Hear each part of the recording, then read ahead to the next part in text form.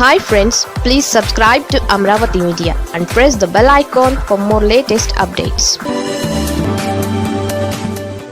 బీజేపీతో దోస్తీ ఉంటే చాలు, ఆ చట్రంలో ఇరుక్కుపోయిన చంద్రబాబు. టీడీపీ అధినేత చంద్రబాబు నాయుడు ఒక చట్రంలో ఇరుక్కుపోయారు. ఎప్పుడు అధికారంలో ఉన్నా చంద్రబాబు ఆలోచనలు అలాగే ఉంటాయి. కేంద్ర పార్టీ కార్యాలయం ఇచ్చే నివేదికలతో పాటు ఇంటెలిజెన్స్ నివేదికలపైనే చంద్రబాబు ఆధారపడి ముందుకు వెళుతూ ఉంటారు. వచ్చే ఎన్నికలలో మళ్ళీ గెలుపు తమదేనన్న ధీమాలో ప్రతిసారి ఆయన కనిపిస్తారు. కానీ చంద్రబాబు ఒకసారి గెలిస్తే మరొకసారి ఓడిపోవడం సాంప్రదాయంగా వస్తున్న విషయాన్ని ఆయన సులువుగా మర్చిపోతారు. 1995లో ఎన్టీఆర్ను దించి 1999లో ముఖ్యమంత్రి అయిన విషయాన్ని పక్కన పెడితే మిగిలిన ఎప్పుడూ రెండవసారి టీడీపీ వరుసగా గెలవలేదన్న విషయాన్ని చంద్రబాబు గుర్తుంచుకోవాల్సి ఉంటుంది. ఈ విషయాలను సొంత పార్టీ నేతలే ప్రస్తావిస్తున్నారు. కానీ గతంలో చంద్రబాబుకు పార్టీపై, ఎమ్మెల్యేలపై పట్టు ఉండేది. ఆయన ఆలస్యమైన నిర్ణయాలు తీసుకునేవారు.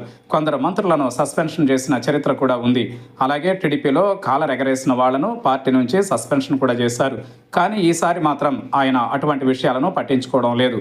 కూటమి కలిసి ఉంటే తమదే అధికారం అన్న ధీమా మాత్రమే చంద్రబాబులో కనిపిస్తుంది తప్పించి క్షేత్రస్థాయిలో ఎమ్మెల్యేలు, ద్వితీయ శ్రేణి నేతల అవినీతి గురించి ఆయన పట్టించుకోకపోవడం ఎప్పుడో మానేశారు. బయటపడితే సీరియస్ యాక్షన్ అంటూ లీకులు వదలడం తప్పించి చర్యలు మాత్రం శూన్యమనే చెప్పాలి. చంద్రబాబు జనసేన కంటే ఎక్కువగా బీజేపీనే నమ్ముకుంటున్నట్లుంటుంది. బీజేపీతో కలిసి ఉంటే టీడీపీ మరోసారి అధికారంలోకి రావడం ఖాయమని ఆయన గట్టిగా విశ్వసిస్తున్నారు. ఏ కారణమైనా కావచ్చు, బీజేపీతో జతకడితే విజయం తథ్యమన్న నమ్మకంతోనే ఆయన పెద్దగా పార్టీ విషయాలను పట్టించుకోవడం లేదు. కానీ ప్రజల తీర్పు విషయంలో ఏమాత్రం ఏమరపాటు ప్రదర్శించకూడదని పార్టీ కార్యకర్తలే చెబుతున్నారు.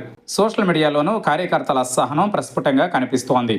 మోదీ పక్కన ఉంటే విజయం ఖాయమన్న విశ్వాసంతోనే ఆయన అడుగులు వేస్తున్నారు తప్పించి పార్టీ గ్రౌండ్ లెవెల్లో ఏమవుతుందన్న విషయాలను తెలుసుకోవడం లేదన్నది వాస్తవం అంటున్నారు. మరి చంద్రబాబు వాస్తవ పరిస్థితుల్లోకి వచ్చి పార్టీని గాడిన పెట్టాల్సిన అవసరం ఎంతైనా ఉంది.